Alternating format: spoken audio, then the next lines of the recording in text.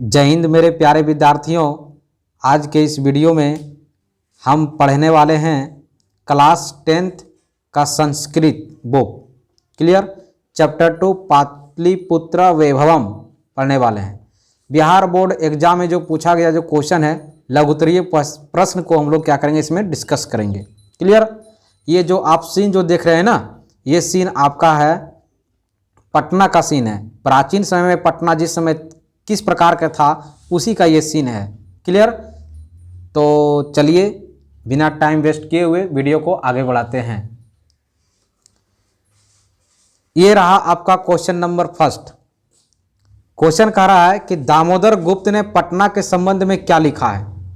तो इस प्रश्न का जो सही आंसर होगा आपको देखिए। हाँ, एक बात और बोलना चाह रहे हैं कि जो क्वेश्चन जो हम दिए हैं ना सब बहुत VVI क्वेश्चन है। 2023 का 1 नंबर समझिए इसको, क्या ये दवाई है। क्लियर। आप लोग इसे अच्छे तरीके से रट जाइएगा। क्लियर।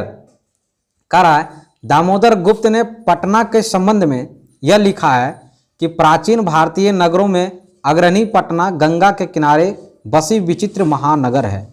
ये दामोदर गुप्त का कहना था। क्लियर। चलिए चलते हैं अब क्वेश्चन नंबर 2 की ओर। कह रहा है प्राचीन ग्रंथों में पटना के कौन कौन से नाम मिलते हैं। तो इस प्रश्न का जो सही आंसर होगा प्राचीन ग्रंथों में पटना के कई नाम हैं जो इस प्रकार है। पाटलीग्राम, पाटलिपुत्र, पुष्पपुर, कुसुमपुर इत्यादि सब नाम आता है। ठीक है। चलिए नेक्स्ट क्वेश्चन की ओर बढ़ते हैं। ये रहा क्वेश्चन नंबर 3। देखिए कह रहा पटना में कौमुदी महोत्सव कब मनाया जाता था। कौमुदी महोत्सव कब मनाया जाता है। तो इस प्रश्न का जो सही आंसर यह होगा कि पटना में कौमुदी महोत्सव शरद ऋतु में मनाया जाता था। ठीक है। और गुप्त वंश के शासनकाल में बहुत धूमधाम से यह पर्व मनाया जाता था। क्लियर। ऐसा उम्मीद करते हैं कि जो बता रहे हैं हम यह आपको अच्छे तरीके से समझ में आ रहा होगा। ठीक है। और कमेंट भी आप लोग करते जाइएगा, पॉजिटिव कमेंट कीजिए ताकि हमें और मोटिवेट हो जाए और वीडियो को और क्वालिटीपूर्ण के साथ आपको सामने पेश कर सकूं। ठीक है। चलिए क्वेश्चन नंबर 4 की ओर बढ़ते हैं। कह रहा ये राजशेखर होगा, राजेश लिखा गया, ये एरर है, टाइपिंग एरर है, राजशेखर होगा। राजशेखर ने पटना के संबंध में क्या लिखा है। पटना के संबंध में इन्होंने क्या बताया है। तो देखिए इसका जो प्रश्न आंसर क्या होगा।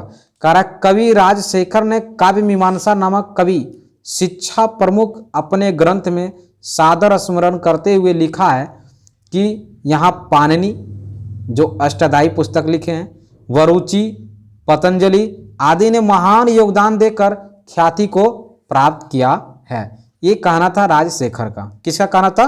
राजशेखर का। क्लियर। चलिए हम नेक्स्ट क्वेश्चन की ओर बढ़ते हैं। यह है क्वेश्चन नंबर 5। कह रहा पटना के मुख्य दर्शनीय स्थलों का नाम उल्लेख करें। मतलब पटना में ऐसे कितने स्थल हैं जो कि घूमने लायक हैं, दर्शन करने के लिए प्रसिद्ध हैं, है ना। तो इस प्रश्न का जो सही आंसर होगा, चलिए हम लोग पढ़ते हैं।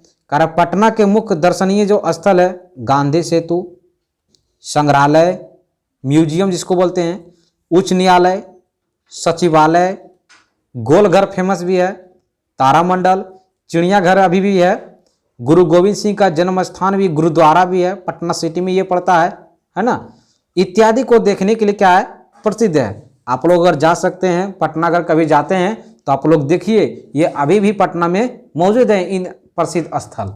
ठीक है। मैंने तो लगभग कई स्थलों में घूर चुका हूँ, आप लोग भी जाइए। चलिए हम पढ़ते हैं नेक्स्ट क्वेश्चन की ओर।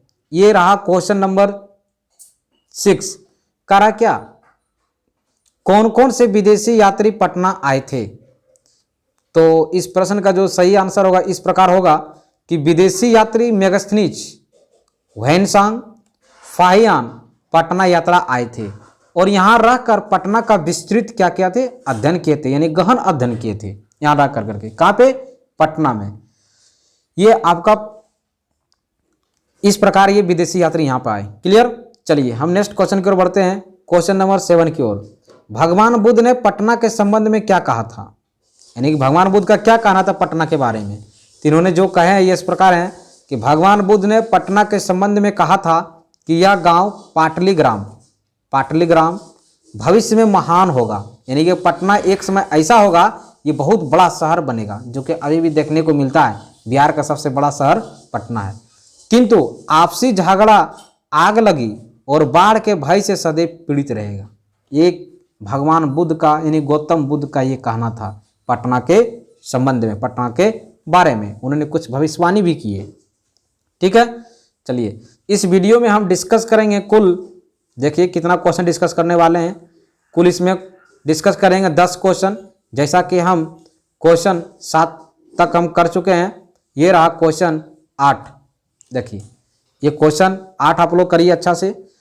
कह रहा है क्या, पाटलिपुत्र नगर के वैभव का वर्णन करें। मतलब पाटलिपुत्र जो नगर था प्रसिद्ध था, इतना प्रसिद्ध कैसे था। कह रहा इसका आंसर होगा पाटलिपुत्र प्राचीन काल से ही अपनी वैभव परंपरा के लिए प्रसिद्ध रही है और विदेशी यात्री यहाँ आकर, जैसे कि फाहियान, वैनसांग, इत्सिंग आकर पाटलिपुत्र के उत्कृष्ट संपदाओं का वर्णन किया है। चंद्रगुप्त मौर्य के समय में यहाँ की शोभा और रक्षा व्यवस्था अति उत्कृष्ट थी। किसकी? पाटलिपुत्र की। और अशोक के काल में यहाँ निरंतर समृद्धि रही। मतलब इसमें हमेशा ये पटना क्या रहा, प्रसिद्ध रहा और इसमें बदलाव देखा गया हमेशा। आज पाटलिपुत्र नगर पटना के नाम से क्या होता है, जाना जाता है। यानी पटना का जो प्राचीन नाम था वो क्या था, पाटलिपुत्र। ठीक है, चलिए क्वेश्चन नंबर 9 की ओर बढ़ते हैं। चंद्रगुप्त मौर्य काल में पाटलिपुत्र की रक्षा व्यवस्था कैसी थी? क्लियर, देखिए इस प्रश्न का जो सही आंसर होगा, पाटलिपुत्र प्राचीन काल से ही अपनी वैभव परंपरा के लिए प्रसिद्ध रही है और चंद्रगुप्त मौर्य के काल में पाटलिपुत्र रक्षा व्यवस्था अति उत्कृष्ट थी, मतलब सबसे अच्छा था। तो क्वेश्चन नंबर हम 9 तक डिस्कस कर चुके हैं। ये इस वीडियो का लास्ट क्वेश्चन रहा, ये क्वेश्चन नंबर 10 है। देखिए लास्ट कह रहा है सिख संप्रदाय के लोगों के लिए पटना क्यों प्रसिद्ध है? तो इसका जो आंसर होगा, गुरु अर्जुन देव पटना सिटी में ही जन्म लिए, है ना। पटना सिटी में ही क्या लिए, जन्म लिए। और पटना सिटी में सभी सिख धर्म गुरु पधारे हैं। और 10वें गुरु गोविंद सिंह, मतलब सिखों के जो 10वें गुरु गोविंद सिंह थे, सिखों के 10वें गुरु कौन थे? गुरु गोविंद सिंह का भी गुरुद्वारा यहीं पे है। कहाँ पे है? पटना में, जिसे पटना सिटी के नाम से जानते हैं। इसीलिए इस पवित्र स्थल का सिख संप्रदाय में बड़ा ही क्या महत्व है। ठीक है, ऐसे तो बिहार विदेशियों का मनभावन स्थान रहा है ना। और चलिए, तो ये हो गया द एंड। Thank you. कहते हैं क्या, कभी हारने का इरादा हो तो उन लोगों को याद कर लेना जिन्होंने कहा था तुमसे नहीं होगा, उसे याद कर लीजिएगा। ठीक, चलिए ये आप लोग जैसा कि आप देख रहे हैं, इसे मुझे बताने की ज़रूरत नहीं है।